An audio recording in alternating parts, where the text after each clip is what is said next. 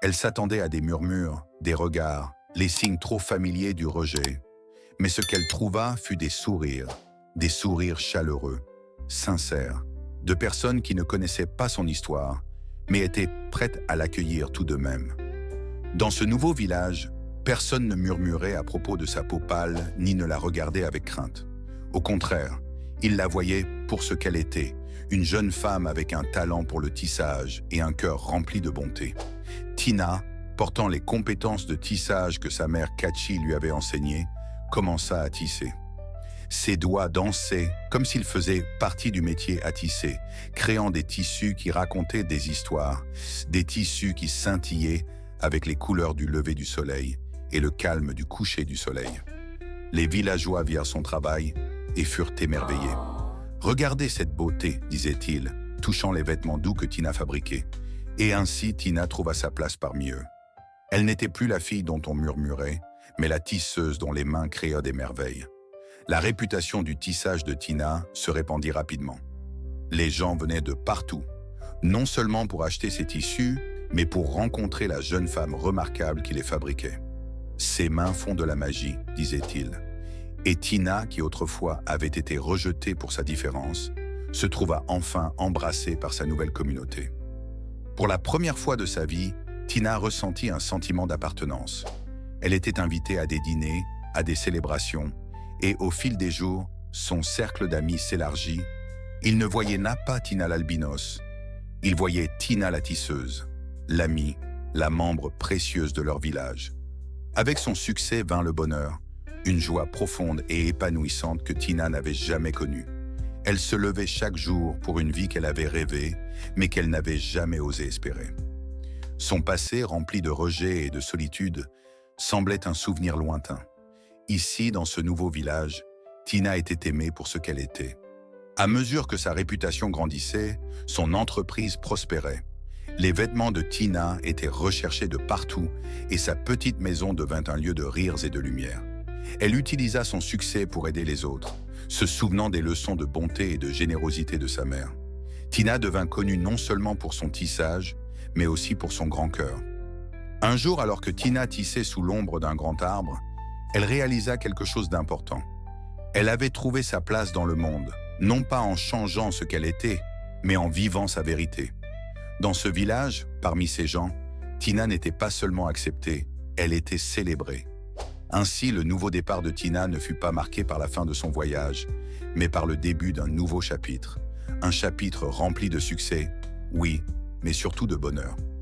Dans ce village, Tina découvrit que le plus grand succès de tous était de trouver un endroit où elle pouvait être elle-même, sans s'excuser et librement. Au fur et à mesure que les saisons changeaient et que la vie de Tina s'épanouissait dans son nouveau village, quelque chose de magique se produisit. Parmi ceux qui admiraient son travail et son esprit, se trouvait le prince Kari, le fils du chef du village. Le prince qui était gentil et sage, aimé de tous. Il avait entendu parler des magnifiques tissages de Tina et de son cœur encore plus beau. Curieux, il visita son étal sous prétexte d'acheter des tissus, mais dès qu'il la vit, il sut qu'il y avait quelque chose de spécial chez Tina. Ils parlèrent d'abord de tissage, puis de la vie, des rêves et des espoirs. Tina trouva en Prince C un esprit frère, quelqu'un qui voyait le monde non pas tel qu'il était, mais tel qu'il pourrait être. Et Prince Kari vit en Tina une force et une grâce qu'il n'avait jamais rencontrées auparavant. L'amitié se transforma en amour, un amour profond et véritable, fondé sur le respect et des rêves partagés. Un jour, sous l'ombre du même arbre, où Tina avait réalisé qu'elle avait trouvé sa place, Prince Kari lui demanda d'être sa femme. Il ne voyait pas une tisseuse, ni une albinos, il voyait Tina, la femme qui avait conquis son cœur. « Avec toi, je vois un avenir brillant et magnifique », dit-il. Tina, les yeux remplis de larmes de joie, accepta. Son cœur jadis lourd de tristesse s'éleva maintenant avec amour. Avant leur mariage, le prince Kari demanda à Tina s'il y avait quelque chose qu'elle souhaitait faire. Tina savait que le moment était venu de confronter son passé. Elle devait retourner à Uro, non pas pour la validation, mais pour clore le chapitre qui avait jadis défini sa vie. Alors elle dit « Avant notre cérémonie de mariage, ma chère mère doit être au courant. Elle doit valider et bénir notre mariage. » Le prince Kari, comprenant son besoin, soutint sans faille sa décision. Puis un matin lumineux, Tina, désormais avec le prince Kari à ses côtés, décida qu'il était temps de visiter Uro. Alors arrivée à Uro, le village semblait le même, mais Tina se sentit tellement différente. Elle tenait fermement la main du prince Kari, tandis qu'ils traversèrent le village. Les gens s'arrêtaient et les regardaient, la bouche ouverte. « Est-ce bien Tina ?» murmurait-il, émerveillé de la voir briller comme une étoile qui avait trouvé sa place dans le ciel. Puis vint le moment que Tina avait rêvé, mais qu'elle redoutait aussi un peu. Elle aperçut sa mère, Kachi.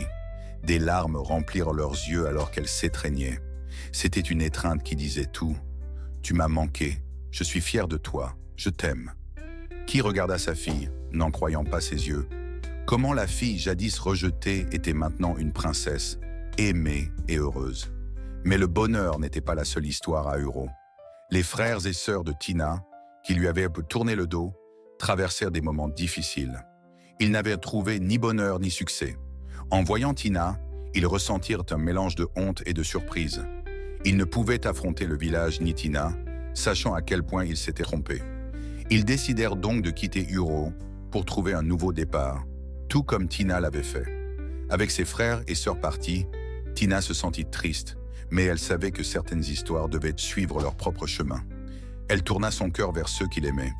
Tina demanda à sa mère de venir vivre avec elle, dans le nouveau village, un endroit où l'amour et la bonté régnaient, qui, les larmes de joie aux yeux, accepta. Elle était prête à commencer un nouveau chapitre dans un lieu où sa fille avait trouvé son conte de fées. Le retour de Tina changea beaucoup de choses à Uro.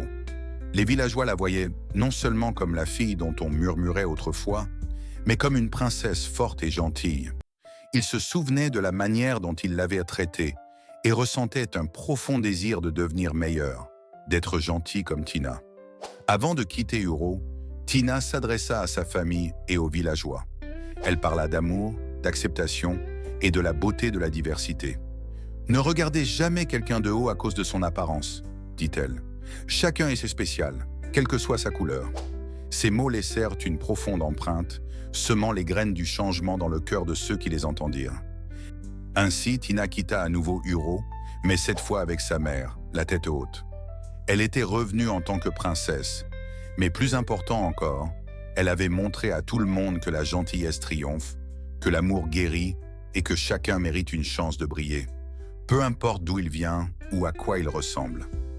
L'histoire de Tina n'était pas qu'un conte de fées, c'était une leçon d'amour, d'acceptation et de la magie des secondes chances. Alors que Tina et Kachi se dirigeaient vers leur nouveau chez-soi, elles regardaient l'avenir avec espoir. Tina, désormais princesse, continua à tisser non seulement des tissus, mais une vie remplie d'amour, d'acceptation et de la joie d'être vraiment vue. Son histoire, témoignage de la puissance du pardon et de la beauté de la diversité, resta une lumière guide pour son ancien village et son nouveau village. La morale de l'histoire de Tina résonna loin et large. Ne regardez jamais quelqu'un de haut à cause de son apparence. Chacun est un spécial, quelle que soit sa couleur. C'était une leçon qui transforma non seulement une famille ou un village, mais tous ceux qui entendirent son histoire, rappelant à chacun la valeur de l'acceptation, de l'amour et de la force de pardonner. J'espère que tu as apprécié l'histoire. Si c'est le cas, merci de liker la vidéo, de commenter ce que tu as appris de ce conte et de ne pas oublier de t'abonner à la chaîne pour d'autres contes enchantés comme celui-ci. Merci.